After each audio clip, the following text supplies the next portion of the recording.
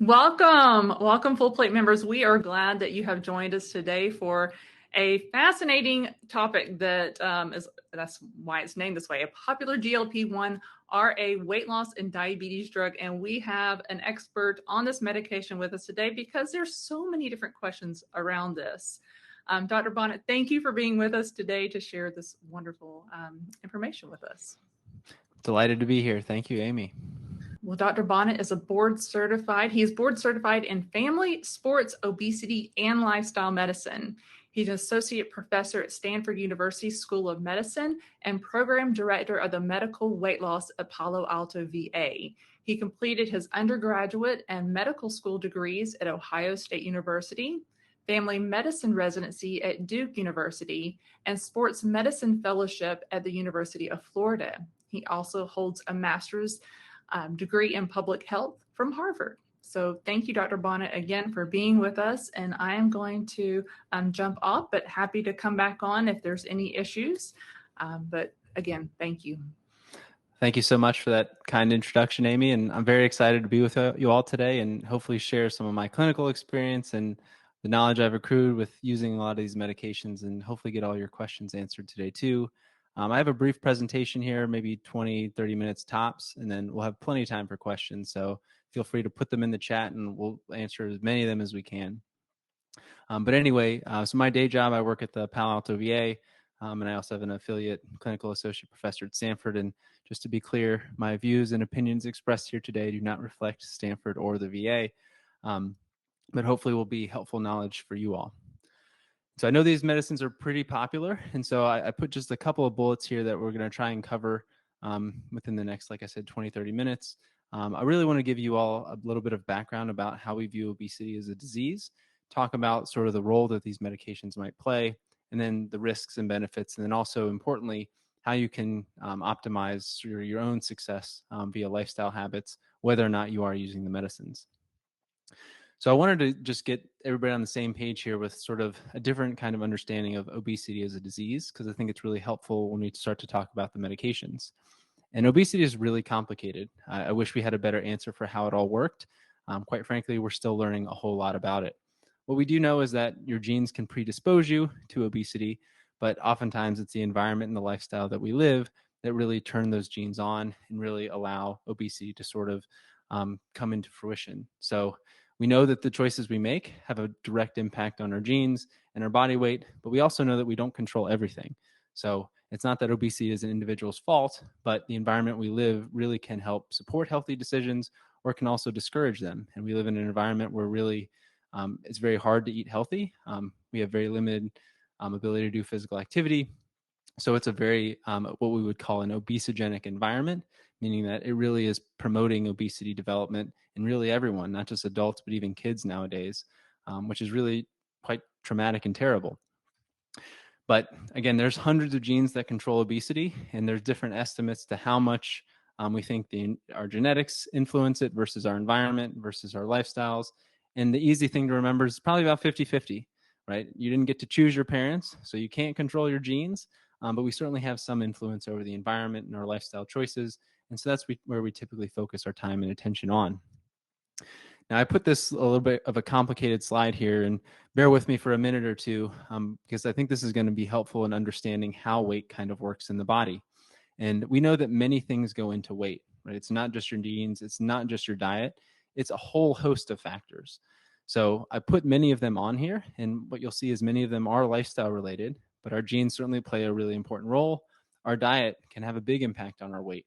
And what you notice, I put in the middle picture here, is the picture of a thermostat. So if you have a thermostat in your house and you set it at 70 degrees, you notice that the thermostat might go up to 73 throughout the day if it's really warm out in the afternoon, and then it goes down to 67 at night.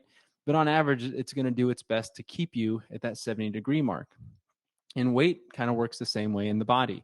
The body, based on your genes and all of these other influences, it finds a sort of set point that it likes to live at. Now, the problem is when we're in a society where there's all this ultra-processed food and not much activity, the body gets confused and it thinks that it wants to set our weight and keep it at a very high level, much higher than what is healthy. And what happens is we have all these different opportunities and all these kind of levers that we can pull on. So if you change your diet, you'll notice that your weight starts to come down. So that's your body's brain sort of turning down that weight thermostat a little bit. And as long as you stay on the diet, your weight will stay at that same level. But if you go off of the diet, which is usually what happens with most diets, you'll notice that your weight gradually goes back to where it started before.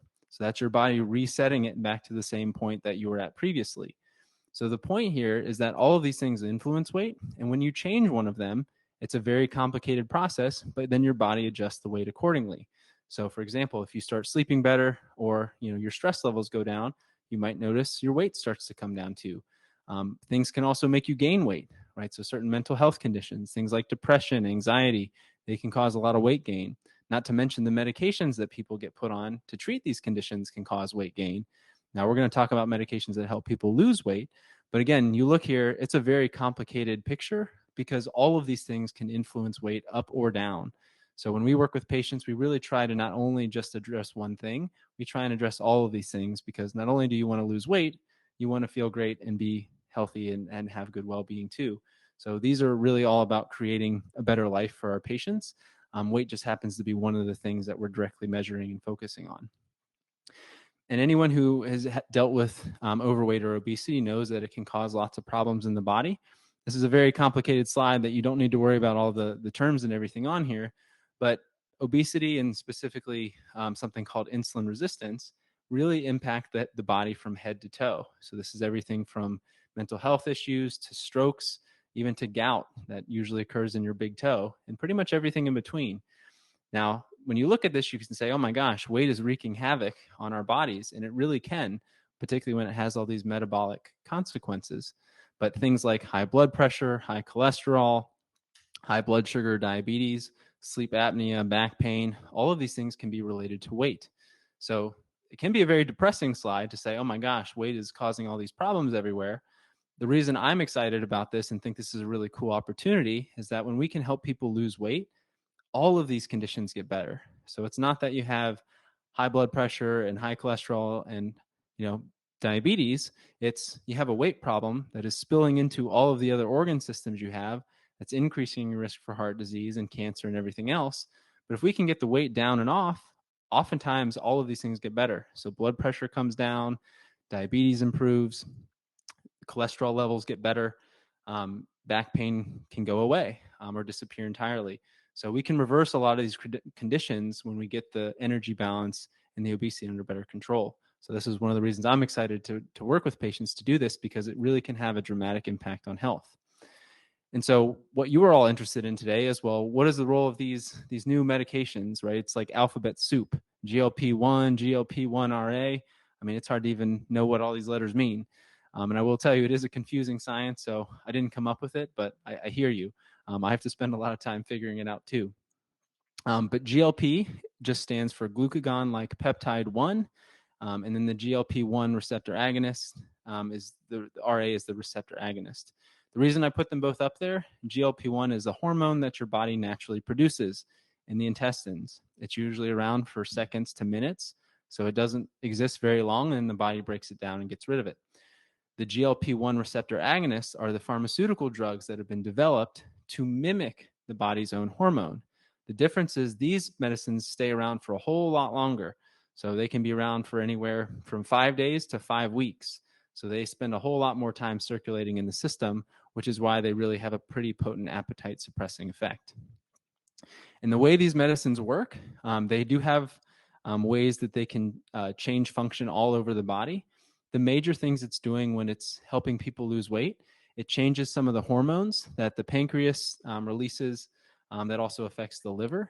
So it changes the insulin and glucagon, which are just hormones that control blood sugar. It also affects the stomach. So it actually slows how quickly food leaves the stomach and also how long it takes food to go through the intestines. So it slows those processes down, which oftentimes makes people feel more full because the stomach still has stuff in it. The other important thing it does, it works on our brains. And so it actually tells our brain, hey, we're not feeling as hungry.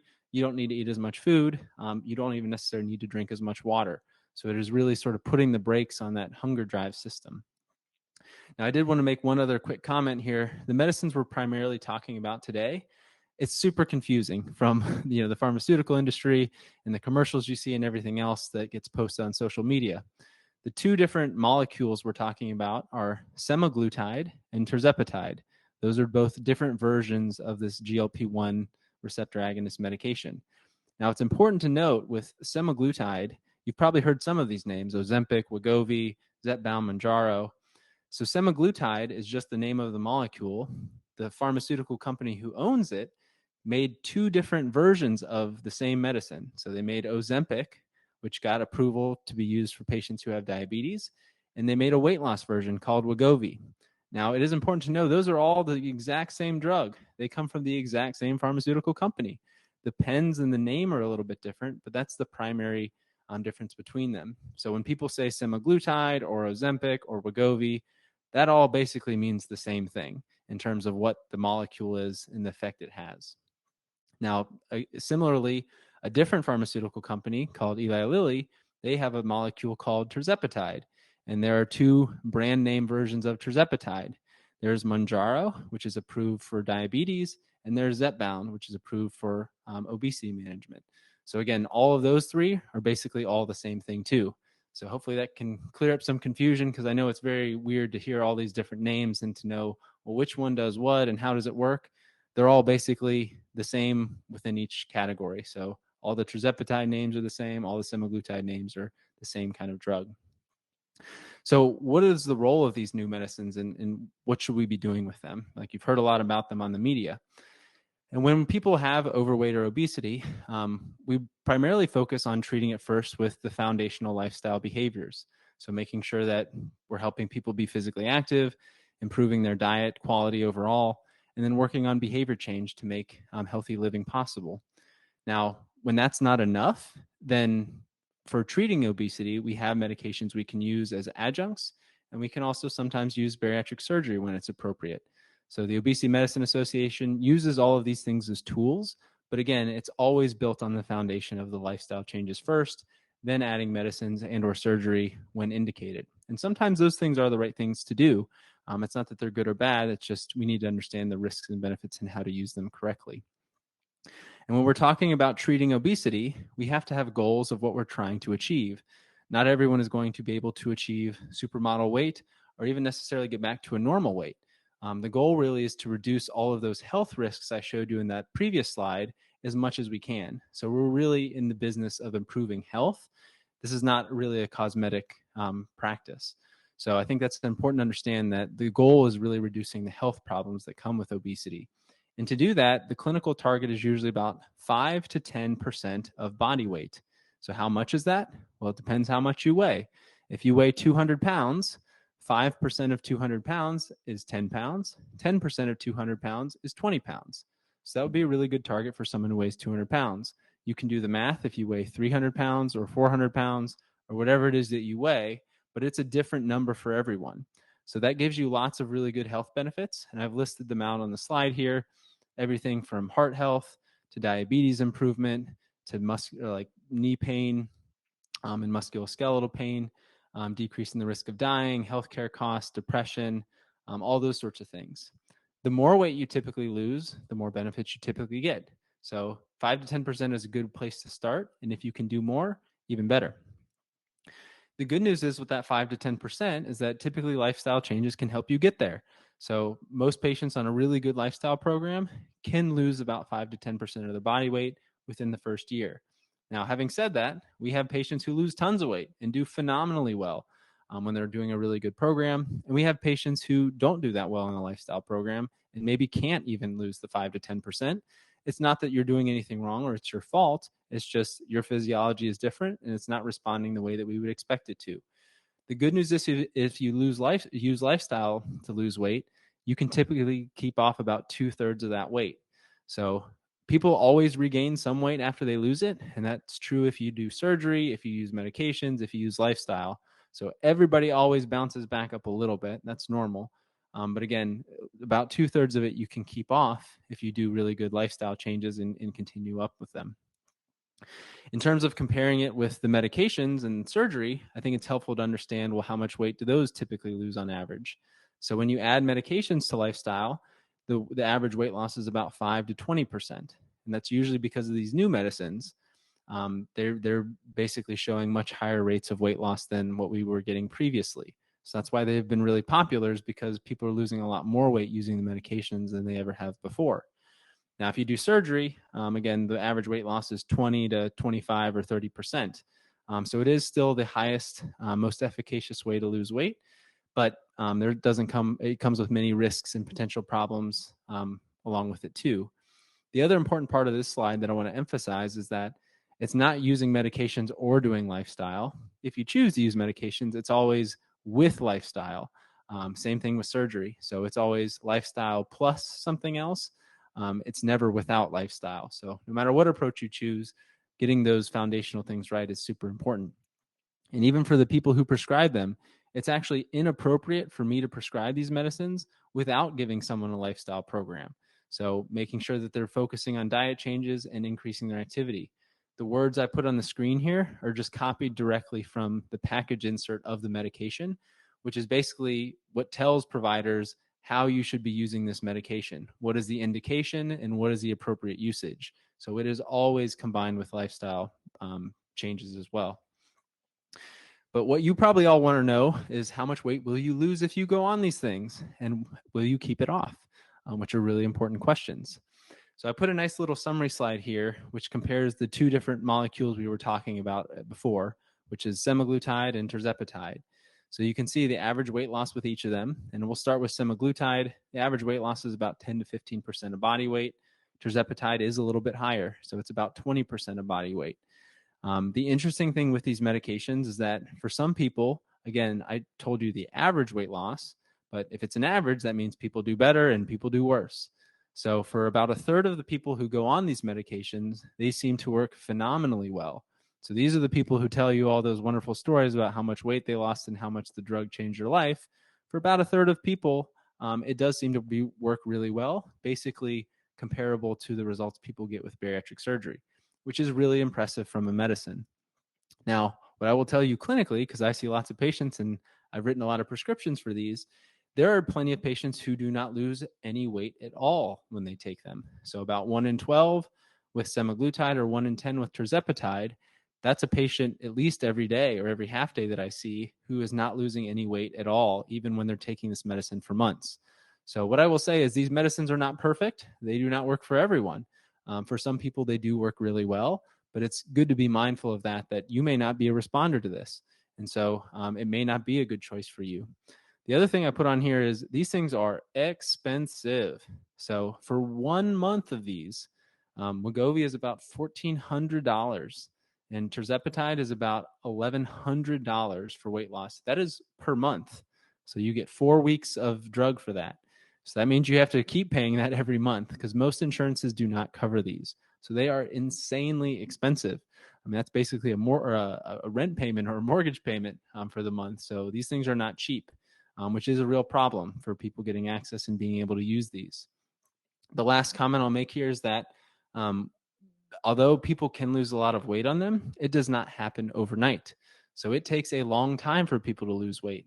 When they did these research studies, people were on these medications for over a year and 4 months, or a year and 5 months being on the drugs. So the average weight loss that people get when they take these is about 1/2 pound to 2 pounds a week. It's just that they consistently lose that weight over a very long period of time. So it's not they only lose weight for 3 months, they're losing weight for 16 months. But again, they're losing, a relatively small amount. And again, it adds up. So if you lose a single pound every week for a year, that's 52 pounds. So that ends up being a very large amount of weight. It just takes time to get there.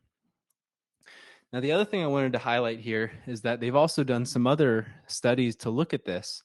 And I wanted to highlight one that I think is really interesting because oftentimes people will come, they'll say, well, I kind of tried the lifestyle thing and now I want to try the medicines.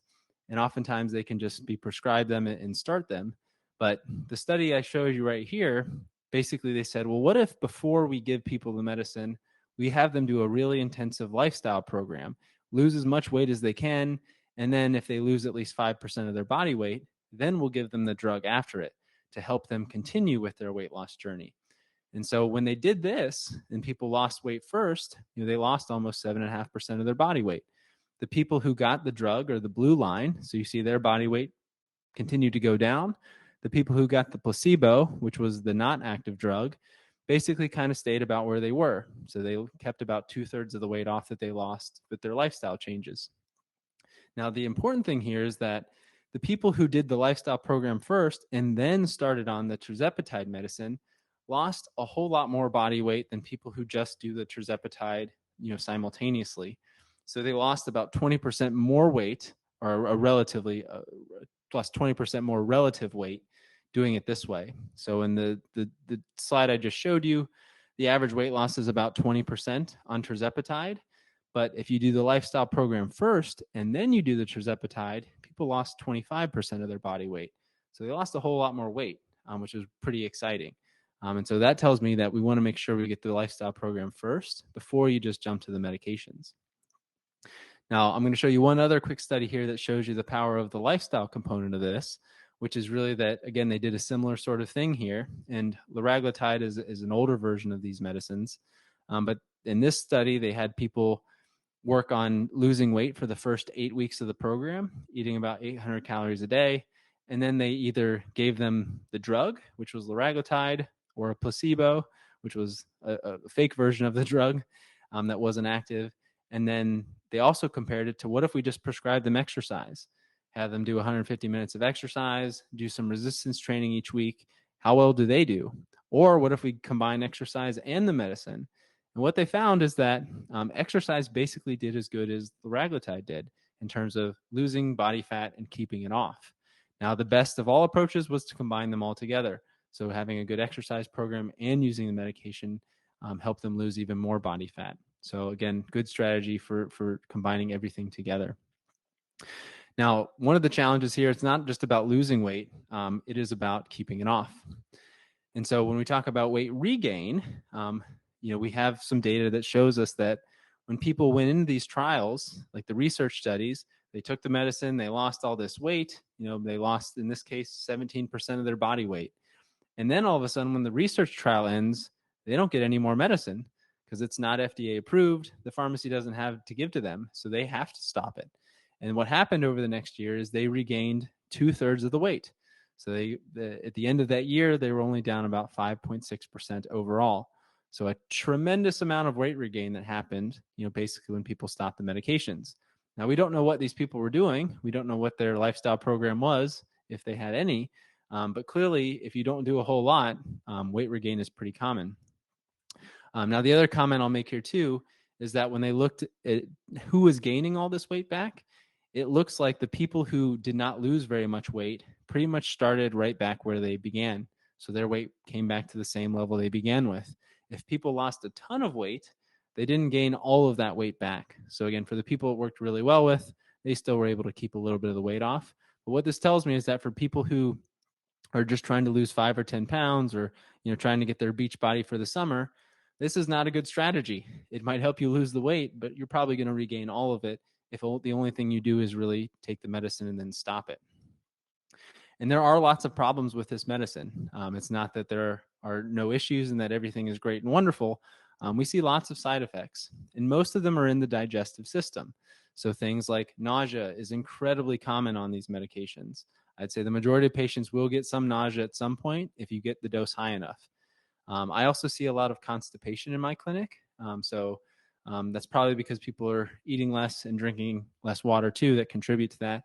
But you can see I listed the most common side effects in this table. And so I put one column for how frequently semaglutide patients had them, and then how frequently Tirzepatide patients had them. But you can sort of compare and contrast. But these are a lot of side effects that are very real because they do interact with the GI system. So things like nausea, vomiting, diarrhea, constipation, abdominal pain are definitely real things. And some patients do need to stop the medications because of these side effects. So they are potentially problematic. Some people, you can tolerate them and you can work through them. But I think it's important to know that these are pretty common things that we see. I listed some of the rare side effects that can occur with this. A very specific kind of thyroid cancer called medullary thyroid cancer, something called pancreatitis, where your pancreas gets inflamed, and an eye condition that people with diabetes can sometimes get worse, and that's called diabetic retinopathy. So those are more of the rare side effects you see. Now, the good news is with these side effects is that we have some lifestyle options to help either prevent them or treat them. So again, making sure people are plenty hydrated because they don't have that same thirst that they may have before can help with headaches or constipation or dizziness. And again, making sure that their diets are really, really good. So something like a full plate living plan is perfect. It is a very high fiber, high water, high nutrient density kind of diet. And it really will help a lot with constipation because most people are eating much less food. You still need to get plenty of fiber, even if your overall calories are down. So you got to make sure that your food choices are really, really good. Some people also have acid reflux or heartburn. And so, again, making sure you're eating small meals, eating them early in the day, because it does take longer for that food to move through your system. And you don't want to get stuck up at night with bad heartburn or reflux that doesn't feel very good. Now, somebody asked a question I saw in the chat there about lean body mass loss. And so I'll comment on that real quickly here. But yes, historically, when people were losing weight, they lost about 25% of each pound as lean mass and about 75% as fat mass. So that's sort of traditional weight loss. That was how much we typically saw. Now, with the new weight loss medications, and sorry, my row doesn't appear for some reason here, but we're seeing in some subsets of the studies, they basically found that when people were losing a single pound of weight, that 60% of it was fat mass and 40% of it was lean mass. So 40% instead of 25% is a whole lot more lean mass that people are losing. And that's potentially problematic because if you're losing all of your muscle, it's going to tank your metabolism and it's going to make it really difficult to keep off that weight in the long run. So it's something that we've been keeping an eye on, and our group at Stanford is actually going to do a research study to try and figure out if we can increase protein and resistance training, maybe we can decrease some of that lean mass loss. I think in the interim, again, we have a great lifestyle tool that will help with this.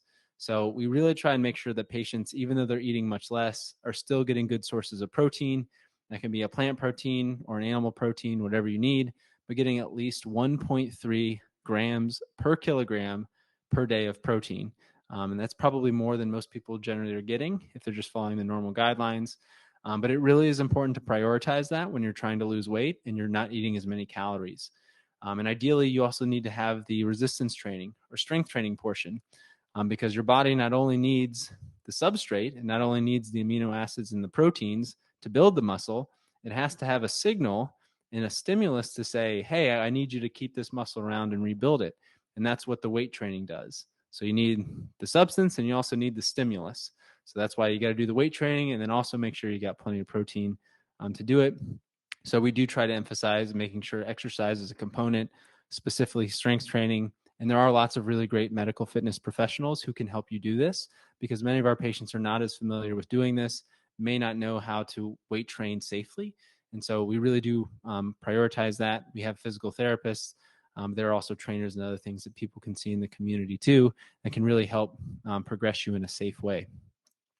So the last question here, which I think is probably most relevant to you all, is should you use them? Right? I showed you some benefits. I showed you some side effects and risks. But what are you going to do now?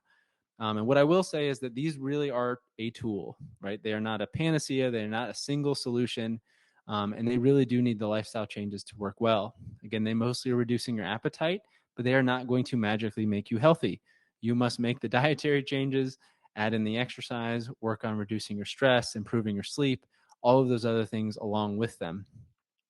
And what I will say is when people are thinking about these medications, the way I have a discussion with patients is to treat weight like you treat other conditions that people might have. So if you're familiar with like high blood pressure, for example, if you go into the doctor and your blood pressure is high and they say, oh my gosh, your blood pressure's up, let me give you a blood pressure medicine. You take the blood pressure medicine, your blood pressure comes down. Fantastic. What does the doctor do next? He gives you refills for that medicine for the next year and says, come back in a year and we'll see where things are at. So when you treat blood pressure, you give a medicine to lower it, and then you have them continue on that medication so you can keep the blood pressure at that low level. And that's the important part here. I think a lot of times there are misconceptions that weight is a static thing that does not move. And like I showed you before, it's a very complex interaction of lots of different things. So if you take a medicine and it lowers your weight, well, great. If you stop taking that medication, unless you replace it with a bunch of really good lifestyle changes, your weight is going to gradually creep back up to where it was before. And so this is why we see a lot of yo-yo dieting with people, is that the diets work when you're on them and they stop working when you go off of them. Medications work exactly the same way. So oftentimes when people are thinking about this, I would encourage them to say, am I willing to take this medication indefinitely to not just lose the weight, but keep it off? Now, our hope is that we can work with patients to get them off of the medicines, but that's not always the case. The hope is that we can have really good lifestyle changes where people are being very active and eating much healthier and less stressed, but that doesn't always work out. So you don't want to regain all that weight. So just that should be kept in mind if you're thinking about starting these medicines. So the last sort of considerations I think are worthwhile is, one, these things are really, really expensive. So most of my patients probably could not afford them if the VA did not provide them. That's a lot of money every month. And so one, just affording these is really creating a health equity crisis. And it is really tough for anybody to afford, I think, nowadays. And again, if you're going to have to take this indefinitely, again, that's another thing to think about is, are you willing to do that? We do taper people off of them, particularly after they achieve their weight goals. Some people do just fine. Some people regain weight pretty quickly.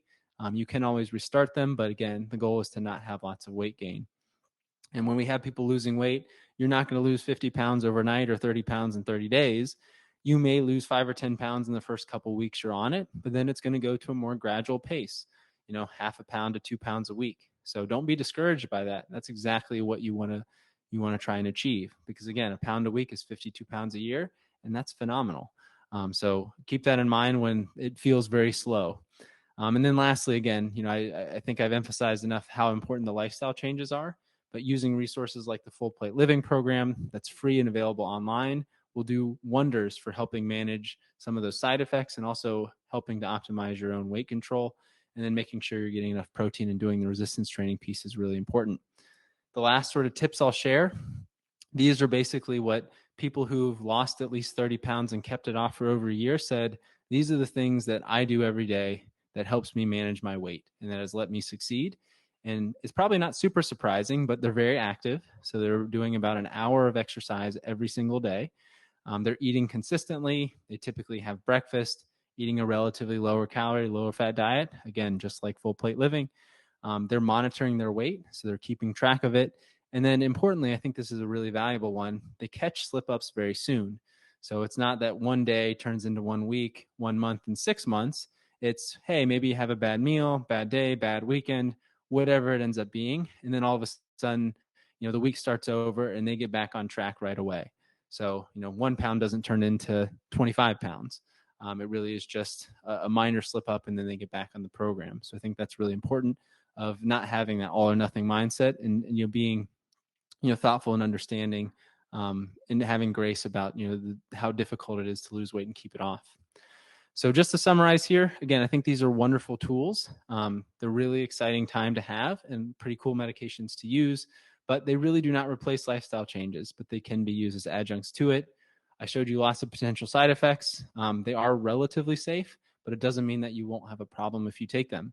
And again, I can't emphasize enough how important it is to focus on the sustainability of it, because it's not just losing weight, it's you want to keep it off and really improve your long-term health. And so I think that's where you must do the lifestyle changes if you want the health and vitality that I think we all deserve, because just not eating less is not going to make you a vital, healthy person with lots of well-being. But doing all those other lifestyle changes really will change your life. So hopefully those were some good things to think about. I think we got plenty of time for some questions. So we will go over and see what people put in the chat. Excellent.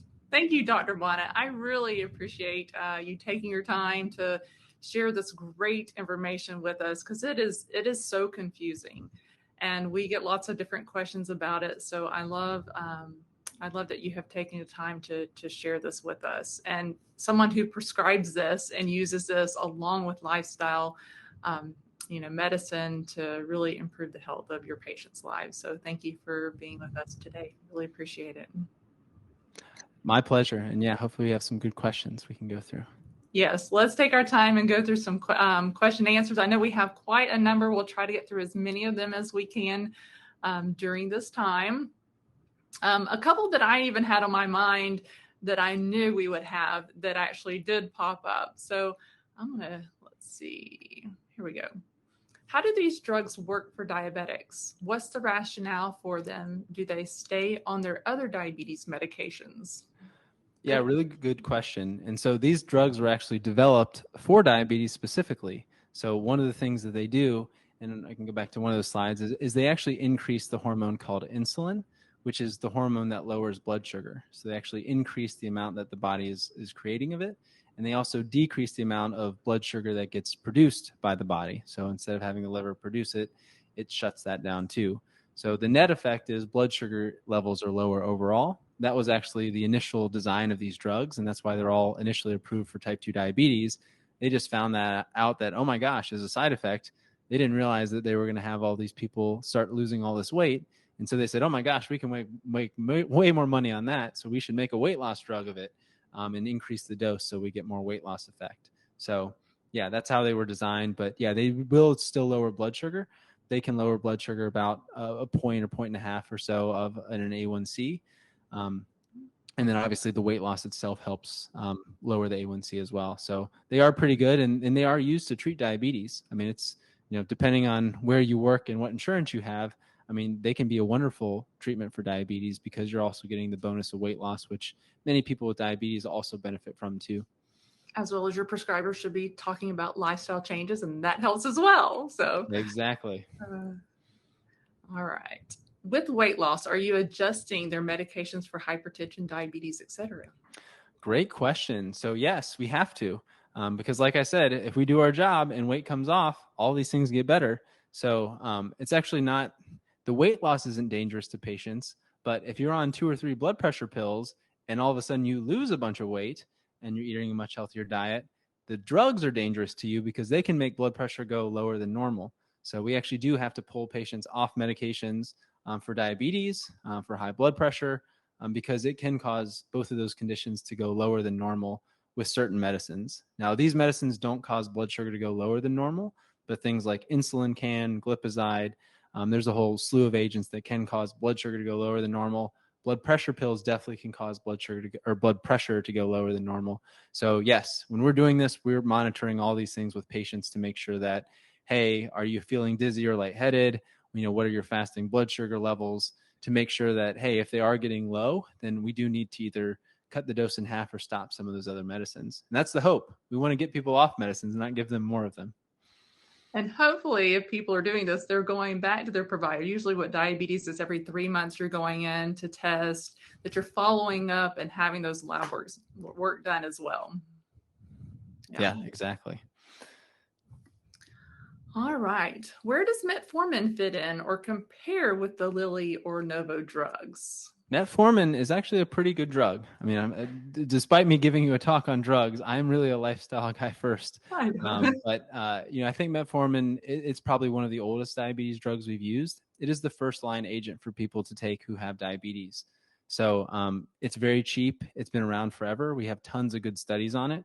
I even know people who take metformin and have no problems with their blood sugar because they think it's going to help them live longer or do wonderful things. But metformin is a good drug because it actually targets what I put on the slide here is the insulin resistance.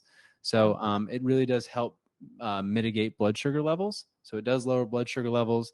The difference is, one, it's generic, so there's not lots of money in metformin anymore for pharmaceutical companies. So you don't see it advertised and publicized because it's a generic drug that's much more affordable. It is a great drug to start with for blood sugar control and improving insulin resistance. The weight loss with metformin, at best, it's about 5 or 6 pounds. So it is not a very robust weight loss medication, but it is very good for blood sugar control. So again, we actually use it quite commonly in combination in patients who have diabetes. They're often on metformin first because it's relatively inexpensive and pretty safe. And then we might add like one of these GLP-1 medications on top of that. Because again, you're getting the blood sugar lowering effect, but you're also getting the weight effect, which hopefully at some point, then maybe we can even come off of metformin, which would be great. Yeah. This was a question asked early on, but I'm going to throw it back out at you. As I'm interested in long-term studies of these drugs. Were they published? So I know you shared kind of the 1 year time, but I didn't know if there was anything else that you'd want to share other than kind of what you've already shared in your Yeah, slides. so these drugs have not been out on the market terribly long. Now, the GLP-1s have been out a little bit longer, but I think liraglutide came out in 2017, I think. So even the first of this version of the weight loss drugs are only about 7 years old. I think that New England Journal of Medicine study for semaglutide, I believe, was 2021. Tirzepatide literally just got approved in November, like 4 months ago, for weight loss. So they're all relatively new. Now, their studies were, tirzepatide's was 72 weeks. Semaglutide's was 68 weeks, and then they did a 1-year follow-up after that. But we do not have data for 5 or 10 years for any of those new drugs, for semaglutide or tirzepatide. So to answer your question, we don't have long-term data on them. So it is something that will be coming, and we'll definitely have to keep an eye on and see. But right now, we don't know. So we don't have any major indicators that they're problematic. But until we have 10 years of data, I don't think we can say that definitively. The one thing I will say is that what we do know, though, is, and again, this is always sort of you're balancing a risk and benefit. So there seem to be benefits from a weight perspective with these medicines. There are also some downsides potentially with them. But when you think about obesity as a disease, and if it's causing diabetes and high blood pressure and heart disease, it increases the risk for 13 kinds of cancer, back pain, sleep apnea. We know all of those risks are there. And so the balancing act is, well, is the potential downside of this medicine, if I take it a long time, worse than what will potentially happen if all these conditions develop and are not, treated well? So again, I don't have a good answer for you, but hopefully we'll have some long-term data that can give you a more definitive outlook. But it is definitely a decision you got to sort of weigh the risks and benefits of, because there are unknowns here. And I appreciate you sharing those, both sides of that with us.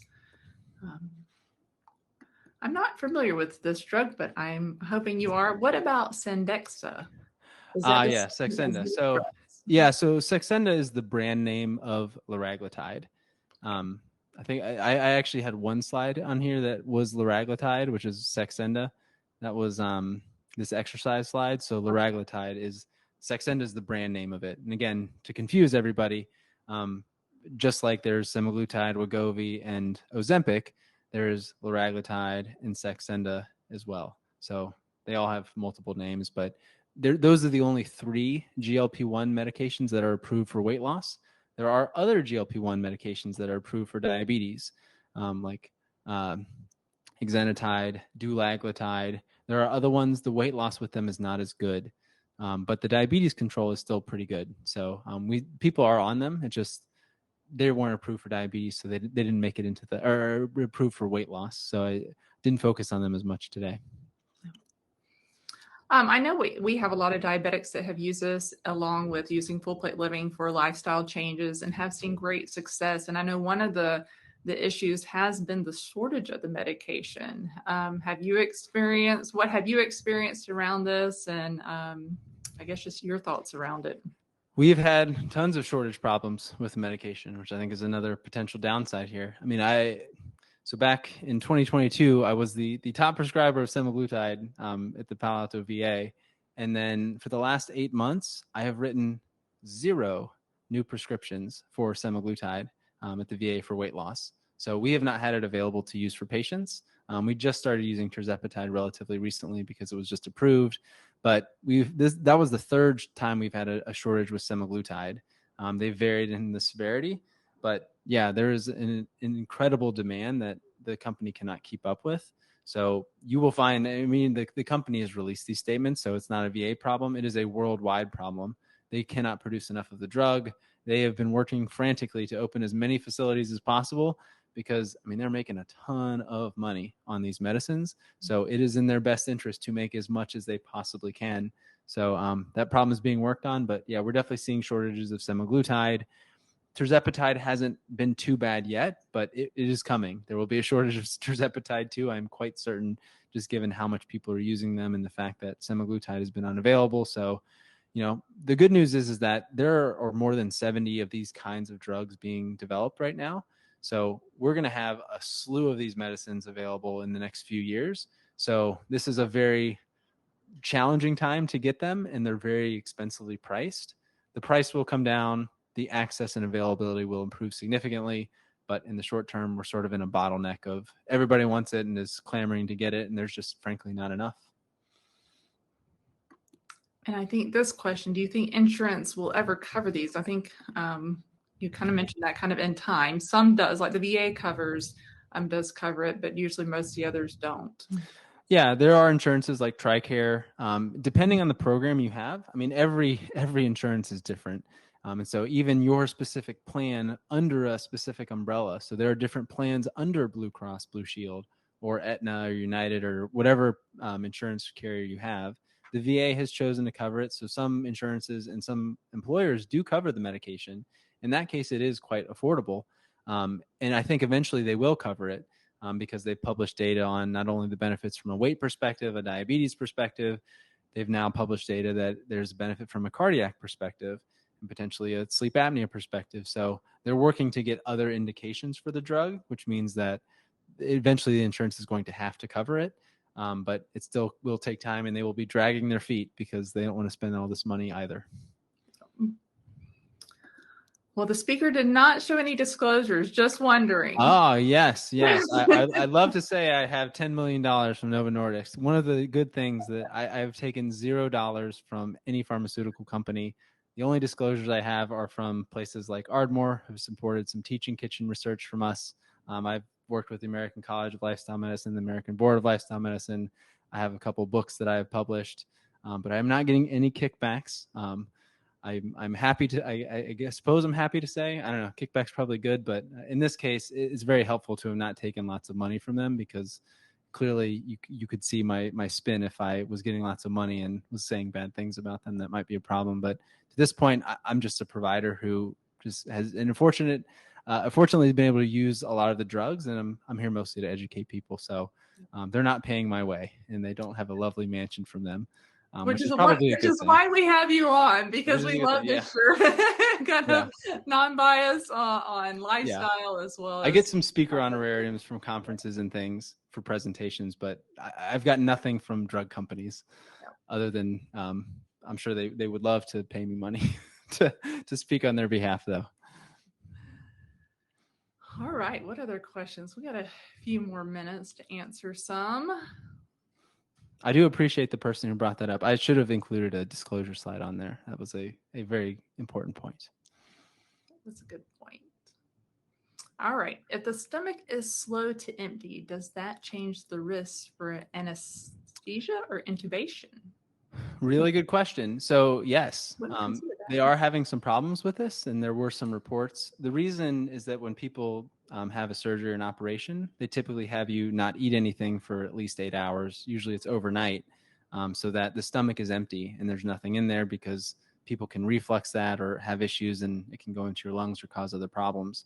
So because these slow how quickly food leaves your stomach, it is a potential risk. So typically for most surgical centers, you'll stop taking this drug at least a week before you're going to have your operation. So you're still going to have a little bit of the active agent around because it sticks around for so long, but at least it mitigates a lot of that risk. So I would definitely talk with your surgeon and an anesthesiologist before you're going to have a procedure, but we do stop them before a surgery happens for that exact reason, because you can have more food in your stomach than you would expect, even many hours after it should be empty. What is your protocol on lab work and frequency of lab work? Oh, good question. So it depends on the system that you're in. Because I'm at the VA, I mean, basically every veteran typically gets annual blood work. And so they automatically kind of order things. So pretty much everyone I see will have had at least a regular blood count panel. They'll have a complete or comprehensive metabolic panel, which is all your electrolytes, your kidney function, your liver function tests. They will always have, or you typically have a hemoglobin A1C at least some point recently, which is a blood sugar measure. And then we always make sure that they have a thyroid test. So a TSH level or something. Those are probably the bare minimums. For some patients, we also will order like a vitamin D because it's very commonly low. If they are having other issues, we'll order, labs as indicated. If they're eating like not any animal products, obviously we'll definitely check B12 for them. We don't check necessarily crazy amounts of labs and a lipid panel, obviously, for patients. So usually labs related to the conditions that we're treating. But again, the good news is basically everything gets better if we're successful. So They've usually had it checked in the primary before. If I look and I can't find any of them, then we order it. But you don't necessarily come to us and get this big, robust lab package that costs lots of money, because we kind of know what the problem is, and then we just got to try to treat it. Now, again, we do try and screen for other causes of obesity. So that's why we do at least check, liver function, kidney function, thyroid function, things like that, to make sure that we're not missing anything, a vitamin deficiency or something that is, having significant contributions. But then, we'll also refer patients to have sleep apnea testing done if they haven't had that done, because it often comes along with weight.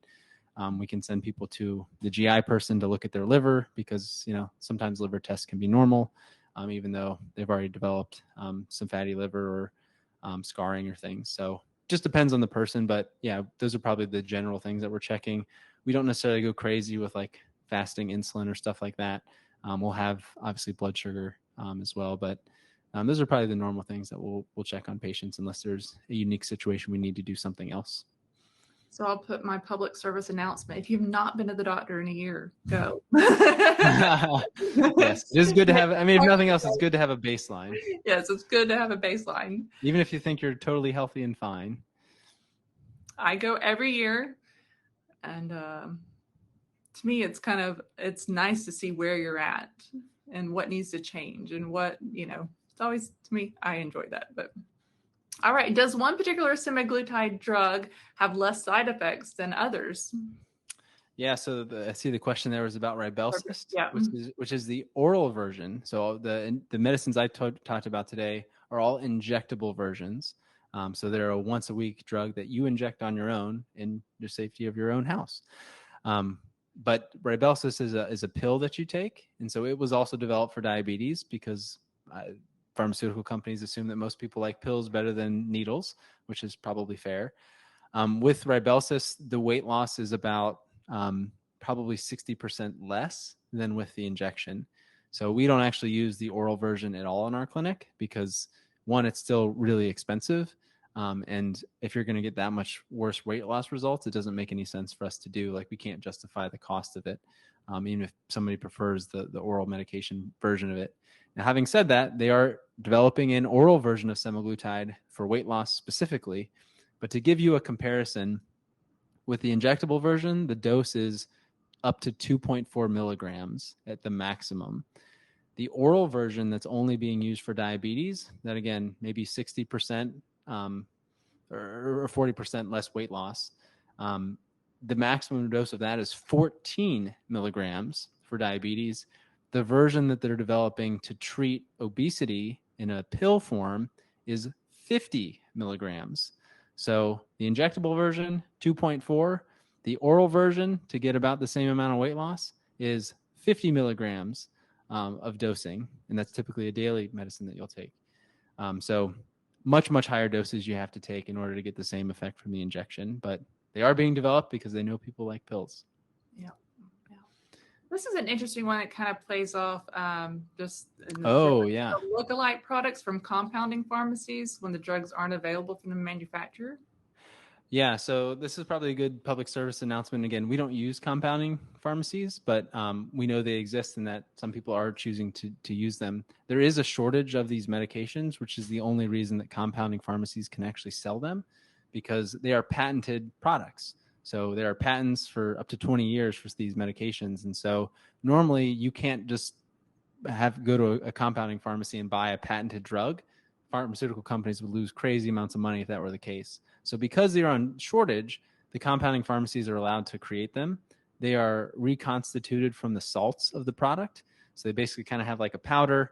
They can then fill a vial with saline or whatever. And then you can use that as a version of semaglutide or tirzepatide. It's always mixed with something else too, like vitamin B12 or NAD or some other compound that's in there. Now, the problem is there is no FDA safety data on any of the compounding pharmacies. When the pharmaceutical companies do it, they have very stringent laws, lots of checks and balances, and lots of research showing their safety, clearly showing you all the risks that occurred with the drugs. With the compounding pharmacies, it's kind of like the wild, wild west. I mean, in theory, the pharmacy can get FDA approval for its practices, but they cannot vouch for the safety of whatever that molecule is. Now, in theory, it would be comparable, But in practice, there really is no safety data behind it. So we do not prescribe it for any patients for sure. And I would caution anybody who wants to do it.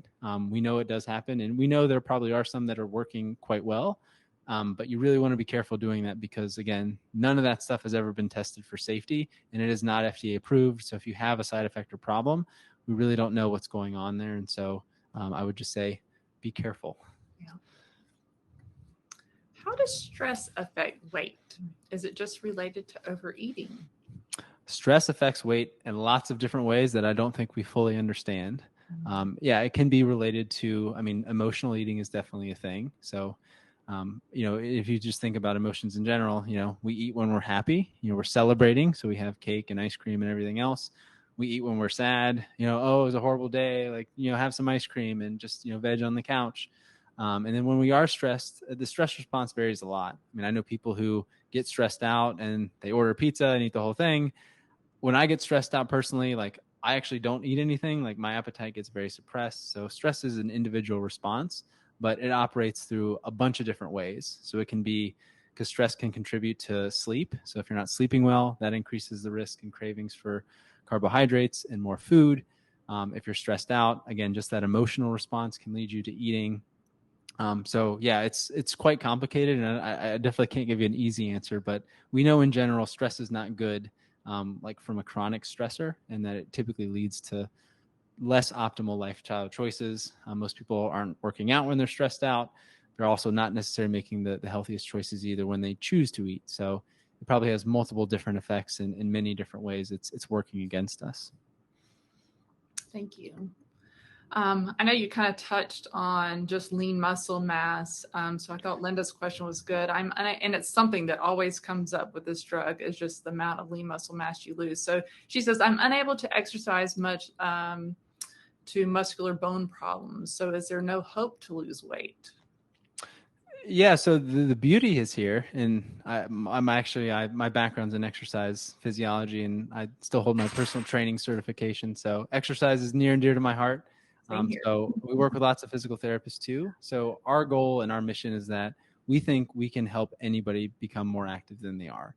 So, and that's if you're wheelchair bound or no matter what restrictions you have, back pain, shoulder pain, knee pain, hip pain, we just have to modify things. So it really depends on working specifically with you. Potentially if you can get in the pool offloads all those joints. So the pool can be a wonderful place to do pool exercises where you don't have the gravity and the joint issues come into play as much. You can honestly do chair exercises. We send our patients bands so they can literally just sit in the chair and you can just stretch the bands out or push them forward, curl them up. So we can do a lot of things to modify things. So I'd say if you really are struggling to figure out what it is you can do, definitely reach out to your provider, physician, ask them for a physical therapy referral. I can promise you we can find something. It may not be what you had envisioned, but we can usually modify almost everything to fit anybody's needs.